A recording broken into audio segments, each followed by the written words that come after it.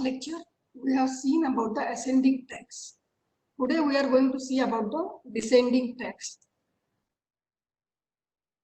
As we know that tracks are nothing but the collection of nerve fibers within the central nervous system having same origin, same course and same termination.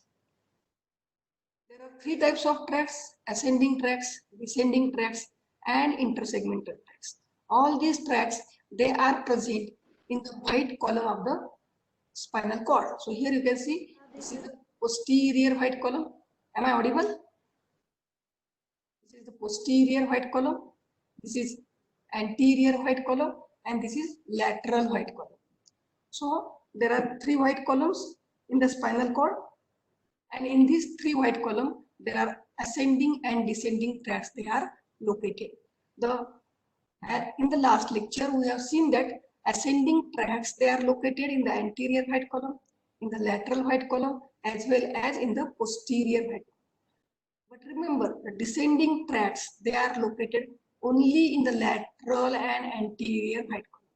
So the descending tracks, they are located only in anterior and lateral white column. That means in the posterior or dorsal white column, there are only ascending tracks. So in the posterior white column, there are only ascending tracks. Whereas in the lateral and anterior white column, there is presence of both ascending and descending tracks. Now, both the tracks, they are present in the anterior and lateral white column. Whether they are haphazardly arranged or they are having any specific arrangement. Yes, they are having some specific arrangement. The ascending tracks, they are present in the center, whereas descending tract, they are present at the periphery. So remember, the ascending tracks, they are located in the medial side or in the center, and the descending tracks, they are located at the periphery. Today we are going to see about the descending tracks. Now, what do you mean by descending tract?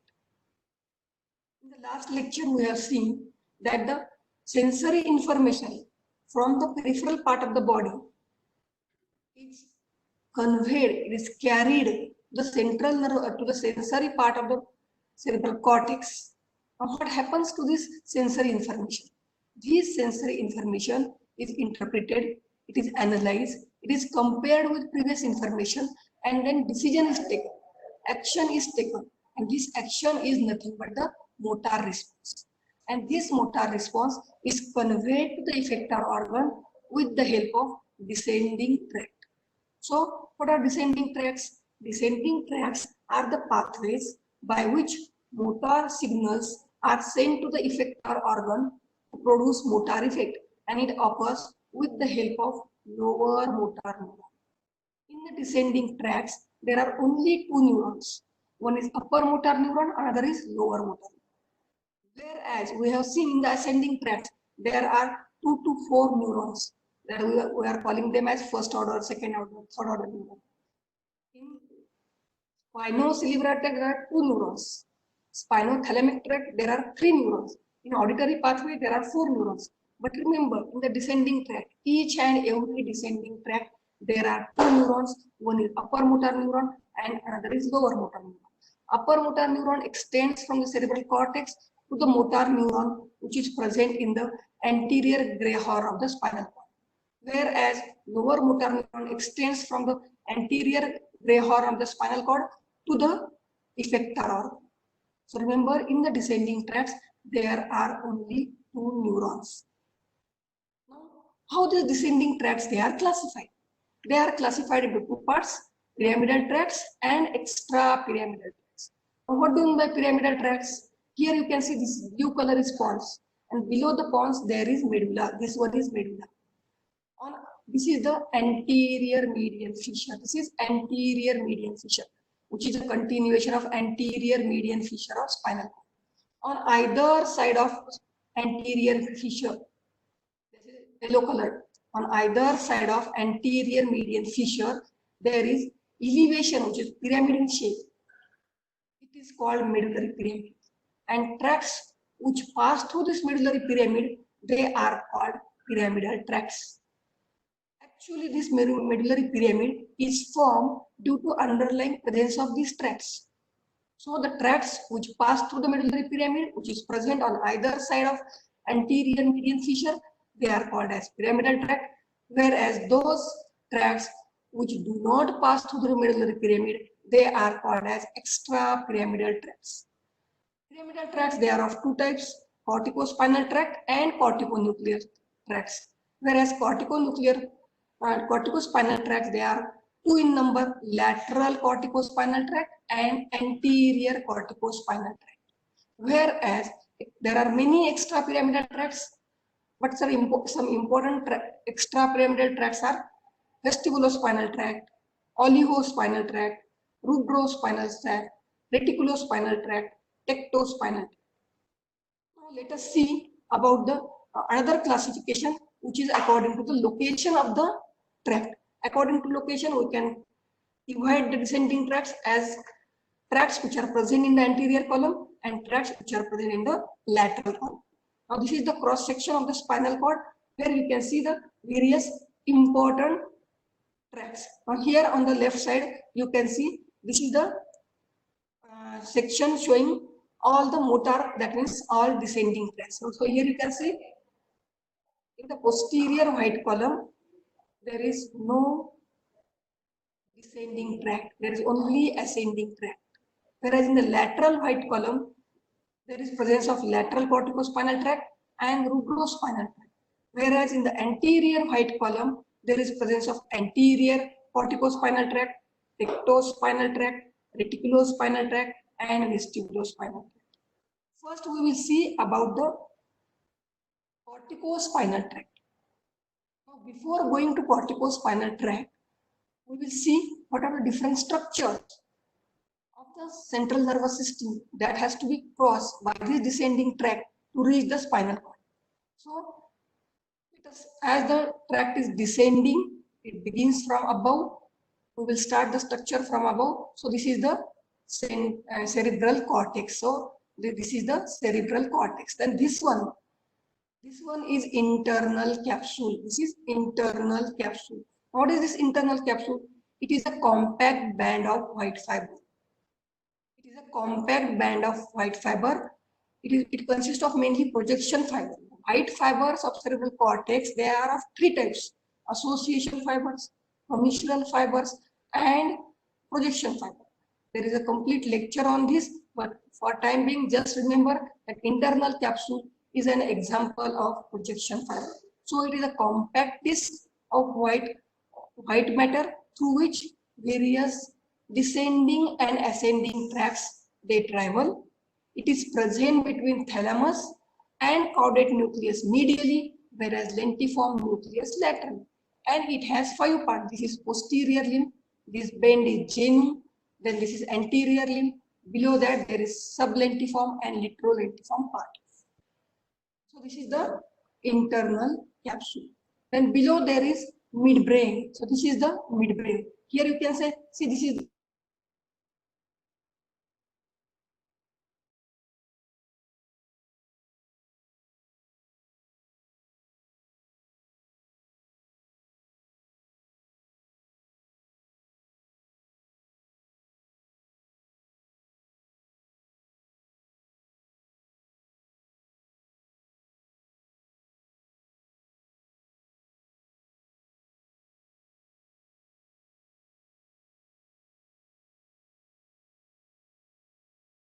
tegmental part.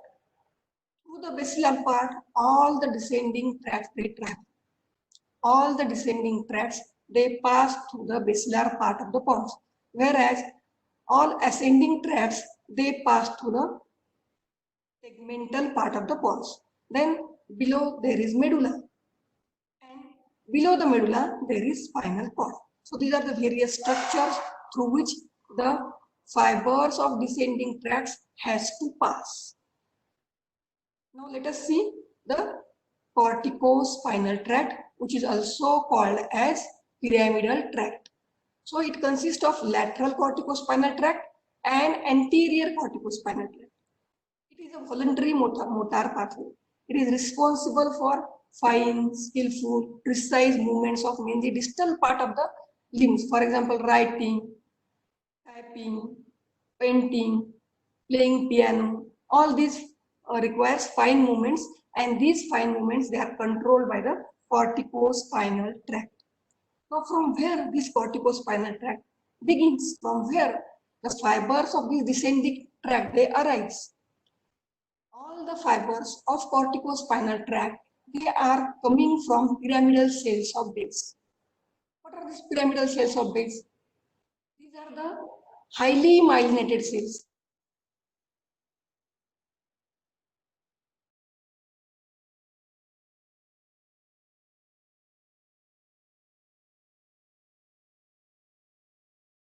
Heavily myelinated cells having large cell body, and they are present in fifth layer of cerebral cortex. Histologically, cerebral cortex has 6 layers or 6 laminae. In the fifth laminae, there is presence of cell body of pyramidal cells of base, and the axons of these cells they emerge from the motor area of cerebral cortex. There are 3 motor areas mainly. Number 1 is primary motor cortex, which is area number 4. Then premotor cortex, which is area number 6, and supplementary motor cortex, which is area number 8. Now, what is this premotor area? What is this primary motor area? What do you mean by motor areas? What is motor cortex?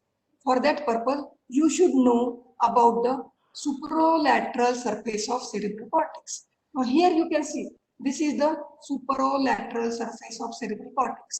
This is central sulcus. The part in front of central sulcus is called motor cortex. The part behind the central sulcus is called sensory cortex.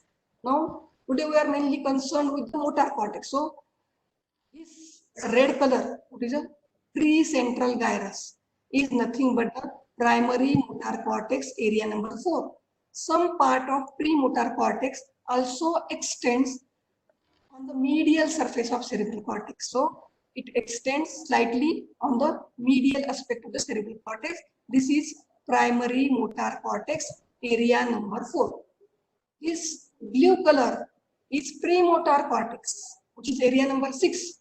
And this brown color is supplementary motor cortex, that is area number 8. Now, what are the functions of these various motor areas? The premotor area, this premotor area is responsible for planning the primary movement. The premotor area, area number 6, is responsible for planning the primary movement, whereas execution of this primary movement is carried out by the primary motor cortex. Now, what do you mean by this? For example, I have to change the slide. My central nervous system at this time knows what is the position of my trunk, what is the position of my fingers, what is the position of my wrist joint, elbow joint, shoulder joint. So to change the slide, I can change the slide with forward bending of my trunk, or I can change the slide by extending only the index finger, by extending the elbow as well as wrist joint. So I can change the slide by pressing the key by doing any of the movement. And this primary movement is planned in the premotor cortex, that is area number 6, and this movement is carried out by primary motor cortex. Whereas supplementary motor area is responsible for primitive movements. What do you mean by primitive movements? Primitive movements means movements of trunk. Movements of trunk, they are called as primitive movements. So these are the 3 areas which are motor areas from which pyramidal cells of base they emerge and forms the descending tracts. Now let us see how this corticospinal tract runs downward. Now from the 3 motor areas, that is area number 4, area number 6 and area number 8, the pyramidal cells of base they emerge. They emerge just like a fan. They emerge in fan-shaped manner, which is called corona radiata.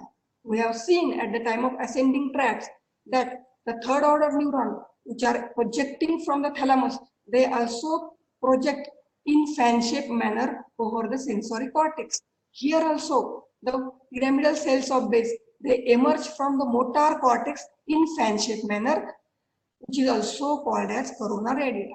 So the fibers, they emerge from the motor area in fan-shaped manner.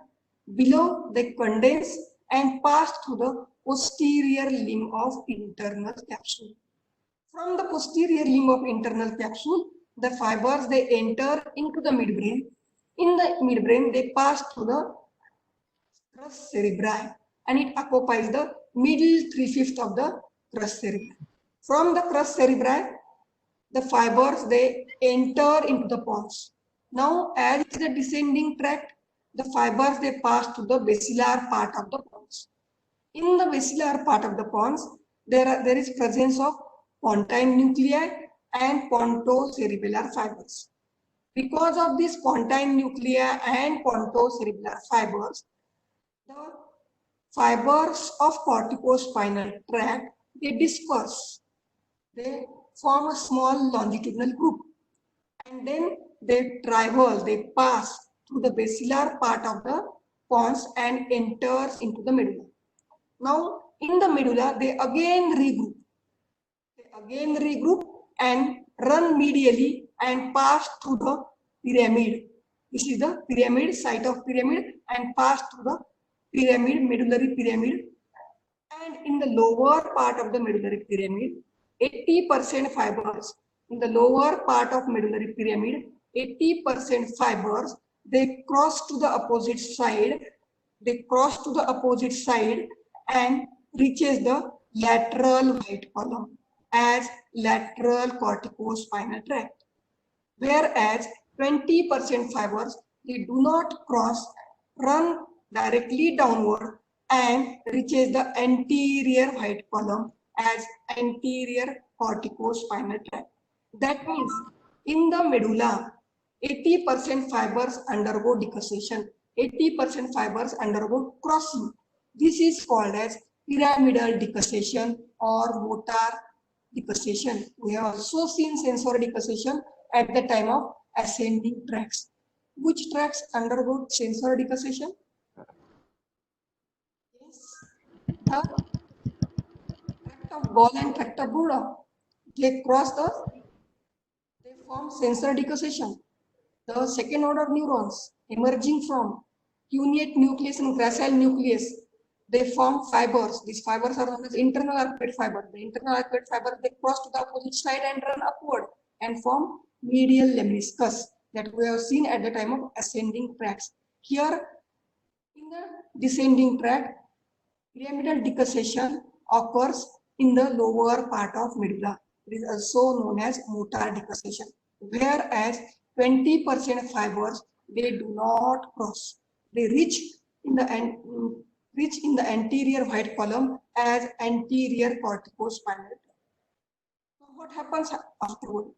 Now from the lateral corticospinal tract, the fibers of lateral corticospinal tract, they relay in the anterior gray horn. The fibers of lateral corticospinal tract, they relay in the anterior gray horn. Whereas, now see here, the fibers of anterior corticospinal tract, they cross to the opposite side and again relay in the anterior gray horn. That means the fibers of anterior corticospinal tract, they also cross, they also undergo decussation, but it crosses at the level of spinal cord, whereas lateral corticospinal tract crosses at the level of medulla. So remember, crossing decussation of lateral corticospinal tract occurs at the level of medulla. Crossing of anterior corticospinal tract occurs at the level of spinal cord. At the end, both the fibers, they undergo crossing, and that's why the fibers of one side of cerebral cortex will supply or will join or will unite with the motor neurons of opposite side of spinal cord. joining with they are synapsing with the motor neurons of opposite side of the spinal cord because there is crossing of the fiber. So let us see again how this tract runs. So motor fibers arising from the different motor area number 4, 6 and 8, they emerge in fan-shaped manner, they condense and run through the posterior limb of internal capsule, enters into the middle three-fifths of, enters into the midbrain, pass through the middle three-fifths of the crus cerebri. Then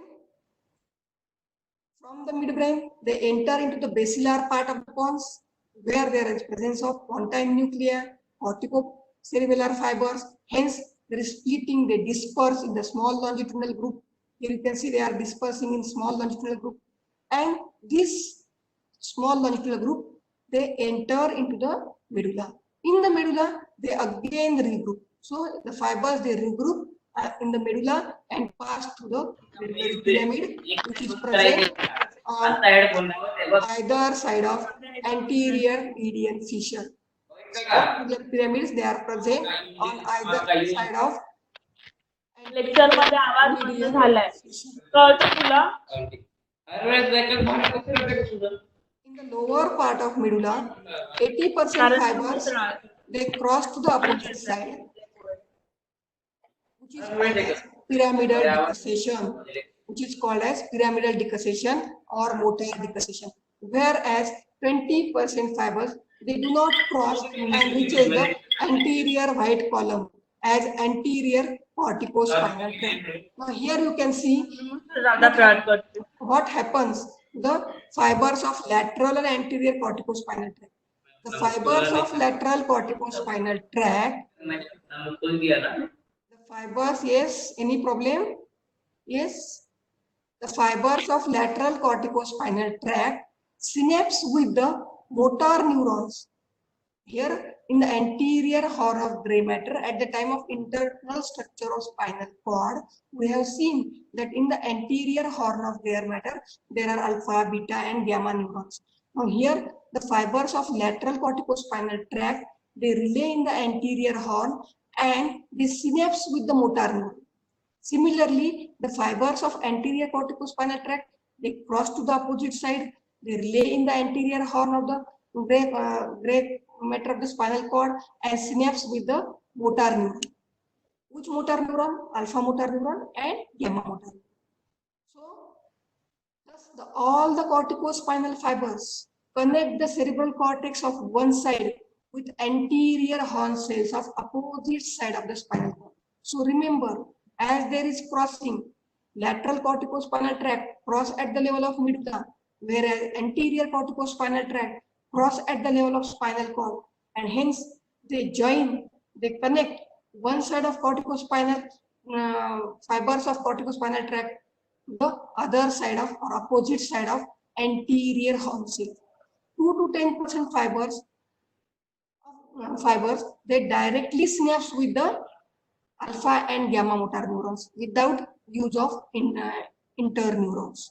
So what happens when these fibers, they synapse with motor neurons? As there are two motor neurons, alpha motor neurons and gamma motor neurons. What is the action of alpha motor neuron? So we have already discussed at the time of internal structure of spinal cord. Alpha motor neuron, they acts on extraphyseal fibers of the skeletal muscle and they make the muscle contract. Whereas gamma motor neuron acts on the intrafusial fibers which are present in the muscle spindle. And there are two types of intrafusial fibers, nuclear back fibers and nuclear chain fibers.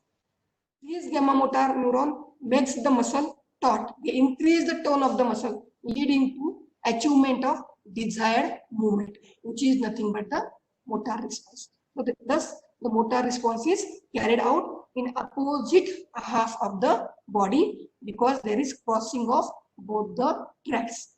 Now, as the fibers, they are descending downward, whether there is a specific arrangement, because in the ascending tracts we have seen there is specific arrangement of the fibers. Similarly, in the descending tracts also the fibers are somatotopically arranged. In the cervical region, in the cervical region, the longer lower fibers, they are superficially placed.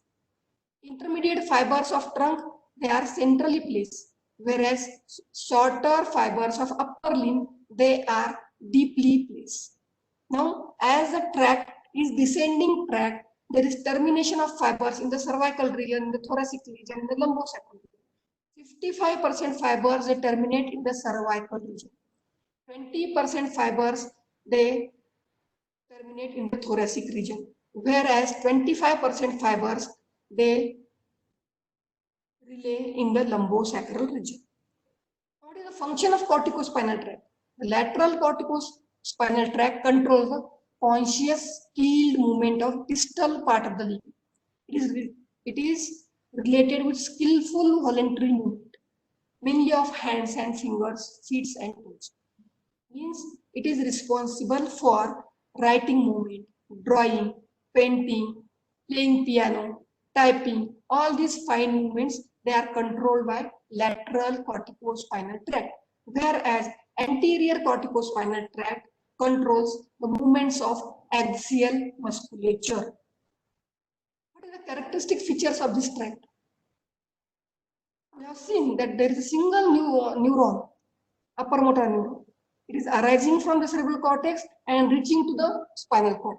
That means that the tract is uninterrupted. It is not interrupted. Whereas we have seen in the ascending tract, there are 2 to 4 neurons. First order neuron, which relay in the spinal cord, then goes up, then it goes to the thalamus.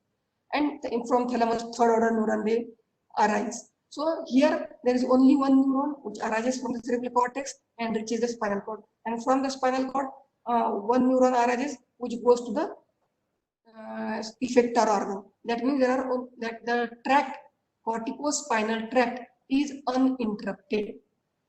And it activates both alpha and gamma neurons simultaneously, leading to achievement of desired movement.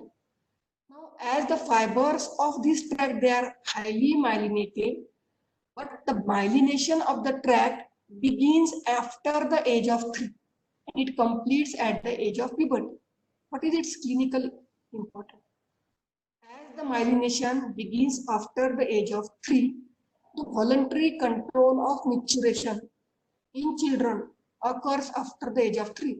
And that's why we can see that the children which are below the age of 3, they maturate anywhere at any time because they are not having control as the myelination of the corticospinal tract is not started. So this is the difference between lateral and anterior corticospinal tract. In location, lateral corticospinal tract located in the lateral white column, anterior in the anterior white column. Remember, lateral corticospinal tract extends throughout the spinal cord, whereas anterior corticospinal tract, it is present up to thoracic level because it supplies the axial musculature, and that's why it is present only up to the thoracic level. Crossing of the lateral corticospinal tract occurs in the lower part of the medulla, whereas anterior corticospinal tract crosses in the spinal cord. Function: lateral corticospinal tract is responsible for conscious, skilled, precise movements of the distal part of the limb, whereas anterior corticospinal tract is responsible for movement of axial musculature, means gross musculature. So what will happen if there is lesion of the pyramidal tract? If there is lesion of pyramidal tract, it will depend on at what level lesion has occurred. If lesion is above the level of pyramidal tract,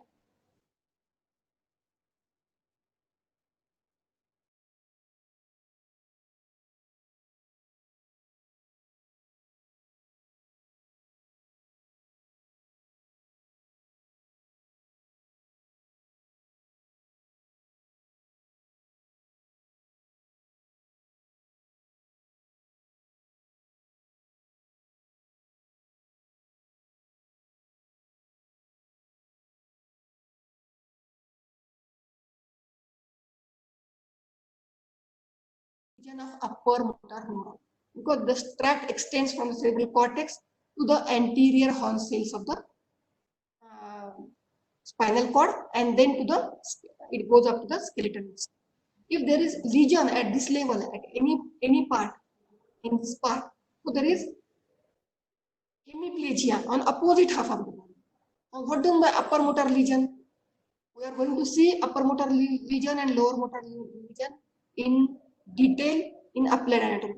But today, just remember that in upper motor neuron, there is everything is high. Everything is high means there is increase in the tone of the muscle, spasm of the muscle increases, tendon reflexes they are also increases. It is increased. There is positive Babinski sign, but the superficial reflexes they are absent. Why this is so?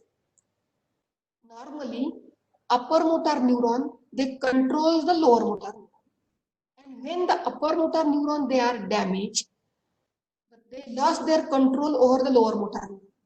So the lower motor neuron becomes hyperactive, and that's why there is increase in everything.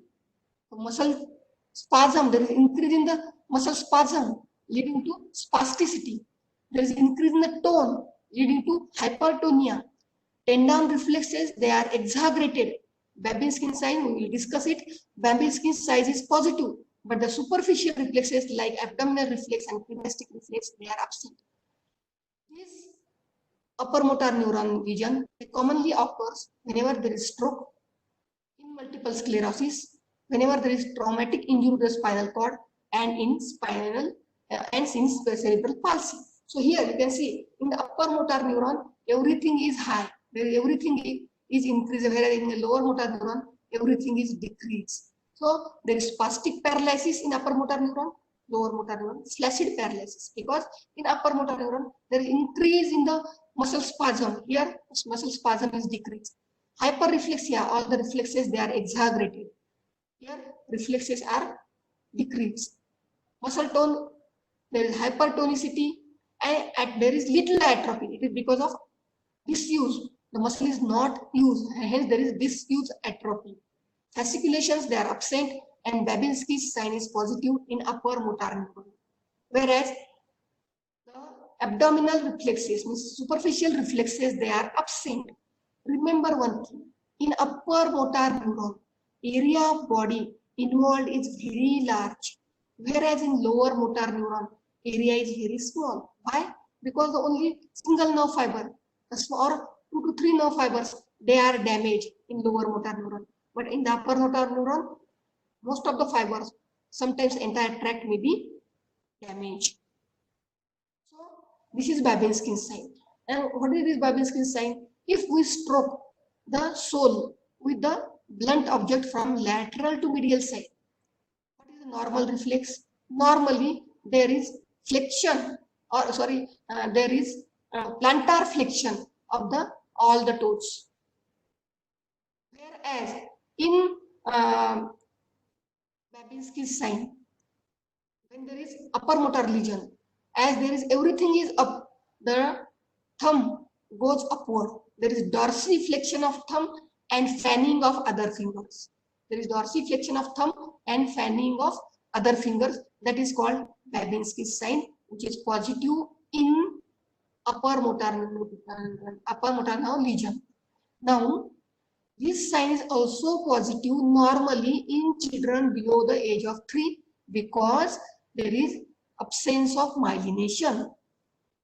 Then abdominal reflexes, these are the superficial reflexes. If you stroke the abdomen around the T10 level, then the umbilicus is at the level of T10. So if you have a scratch over the abdomen in any one quadrant, normally what happens, there is contraction of the muscle and the movement of the umbilicus towards that scratch. These reflexes they are absent in upper motor region. Similarly, if you stroke the upper and medial aspect of thigh, what happens normally? There is contraction of cremastic muscle and testes moves upwards toward the superficial environment. This reflex is also absent in upper motor region, which is known as cremastic reflex. Now coming to the corticonuclear tract. Corticonuclear tract, It is also an example of pyramidal tract. It is also an example of one of the corticospinal tract. It begins with the corticospinal tract. But what is the difference? Here, the fibers of corticonuclear tract, they pass to the genu of the internal capsule, and they then enters into the brainstem. As you know, the brainstem consists of medulla, pons, and midbrain. And here, when they enters into the brainstem, they cross some of the fibers, they cross to the opposite side, and they synapse with the motor nuclei of cranial nerve, and then relay along with the cranial nerve. That is known as corticonuclear tract. This corticonuclear tract, fibers of this corticonuclear tract, they give various response depending upon which structure they supply, and that we are going to see along with the particular cranial nerve. So corticonuclear fibers, they are running along with the corticospinal tract, but they pass through the genu of the internal capsule, and they relay in the opposite half of the brainstem and synapse with the particular motor nucleus of cranial nerve. Now coming to the extrapyramidal tract. Now what do you mean by extrapyramidal tract? The tracts which do not pass through the medullary pyramid, they are called extrapyramidal tract or subcortical tracts, because they emerge, they take origin from the subcortical region, mainly from the brainstem. They do not arise from the cerebral cortex. There are many extrapyramidal tracts. Some important tracts we are going to see. First is vestibulospinal tract. Now, what is this vestibulospinal tract? This tract emerges from the vestibular nuclear complex. Now, where is this vestibular nuclear complex? This vestibular nucleus complex is present in the upper part of the medulla. It is present in the upper part of medulla, and it consists of 4 nuclei: medial nucleus, lateral nucleus, superior nucleus, and inferior nucleus. The fibers which emerge from the medial nucleus will form medial vestibulospinal tract, whereas fibers which emerge from the lateral nucleus, they form lateral vestibulospinal tract. Both the tracts, they are ipsilateral tracts. There is no crossing. Both the tracts, they are ipsilateral and they do not cross. They pass through from the medulla, they enter into the midbrain.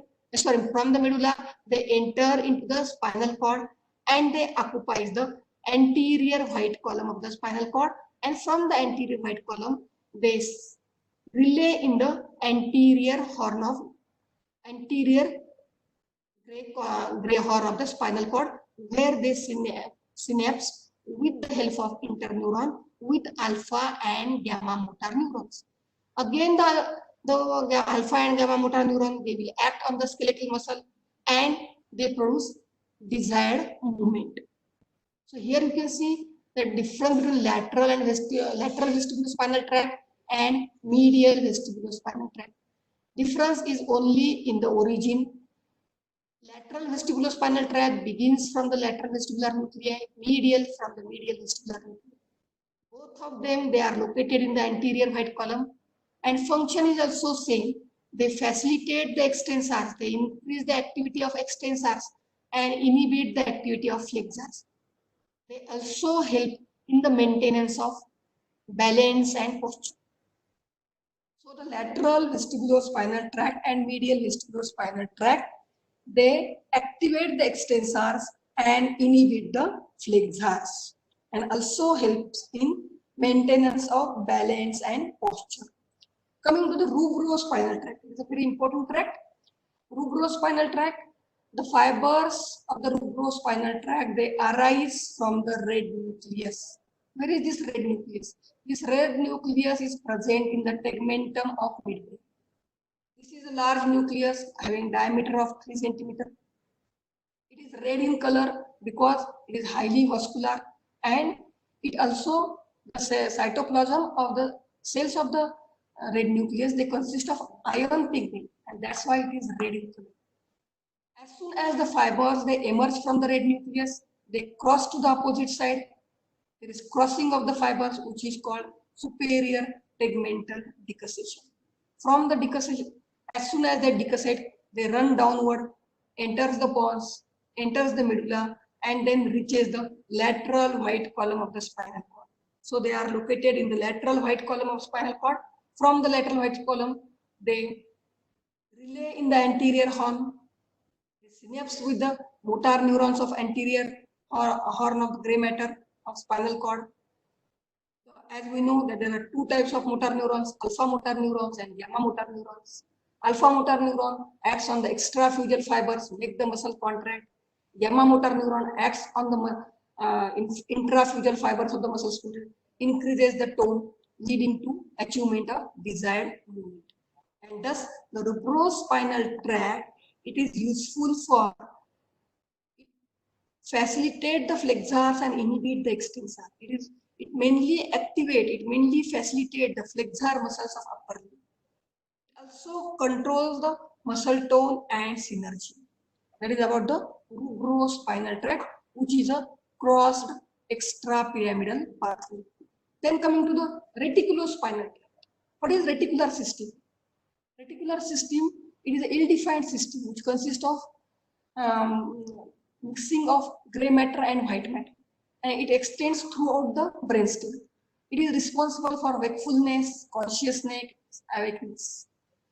The nuclei which are present in the reticular formation, they also form a tract.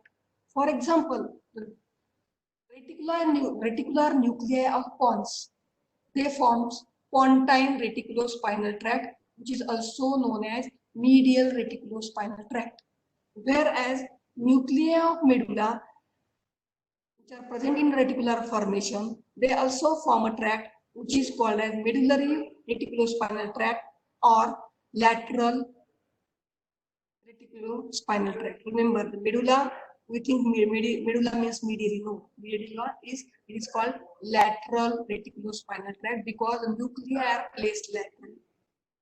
So both the tracts, they are ipsilateral. Pontine reticulospinal tract, it occupies in the site which is nothing but the anterior white column of the spinal cord, whereas medullary reticulospinal tract occupies the lateral white column. From that, they synapse with the motor neurons and relay in the motor neuron, and again act on the skeletal muscle. So here we can see the difference between the reticulospinal tract and which are nothing but the medial and lateral reticulospinal tract. So both the tracts, they extend throughout the spinal cord, but the origin is different.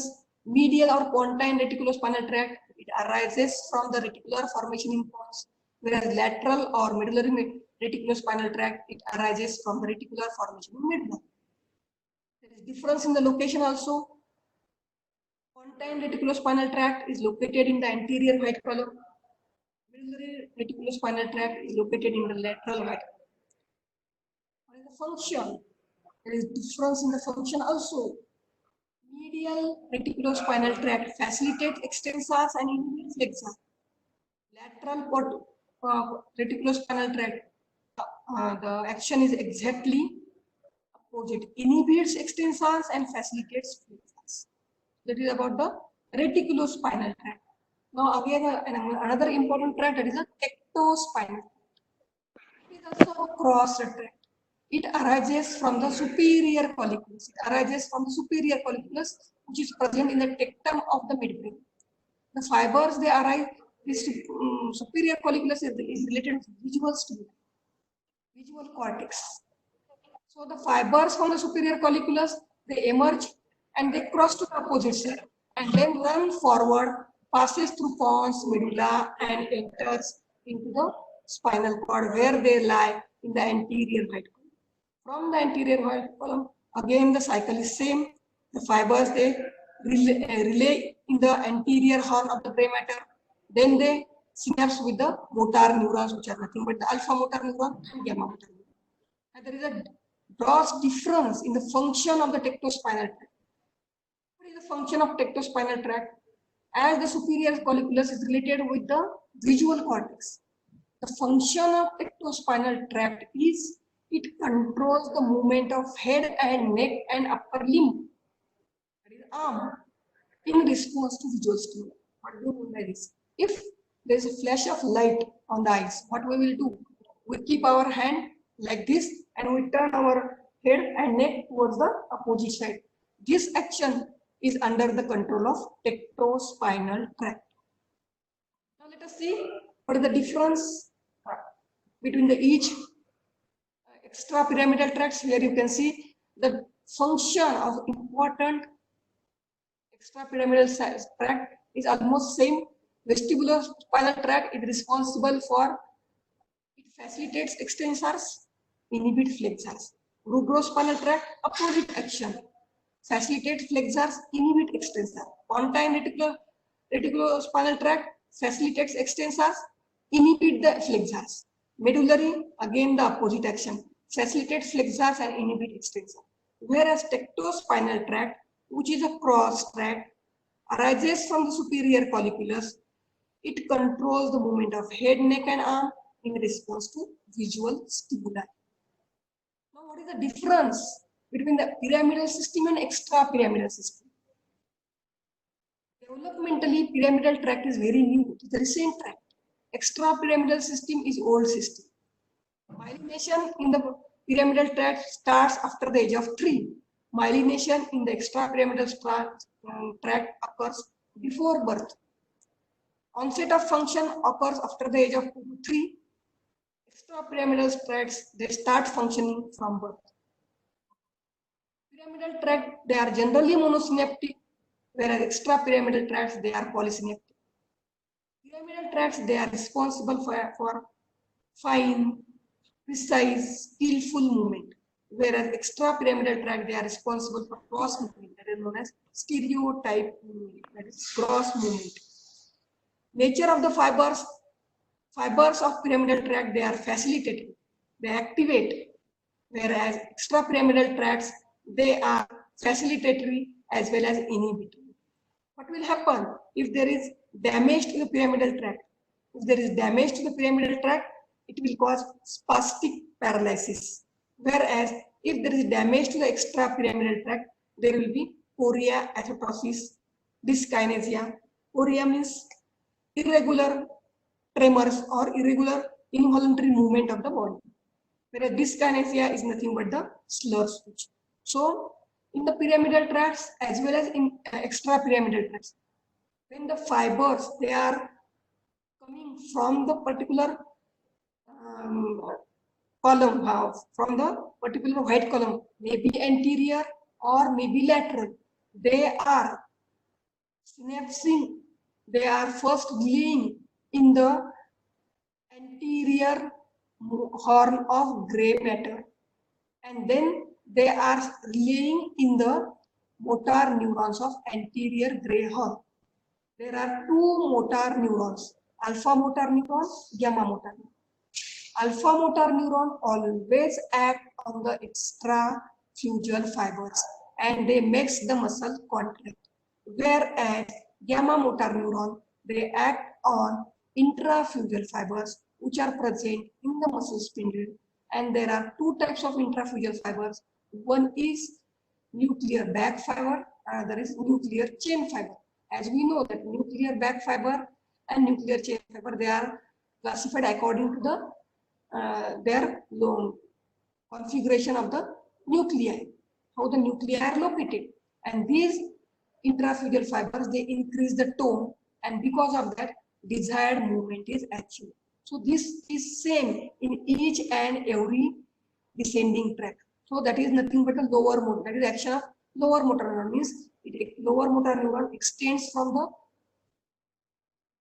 motor neuron which are present in the anterior gray horn to the particular muscle, particular skeletal muscle.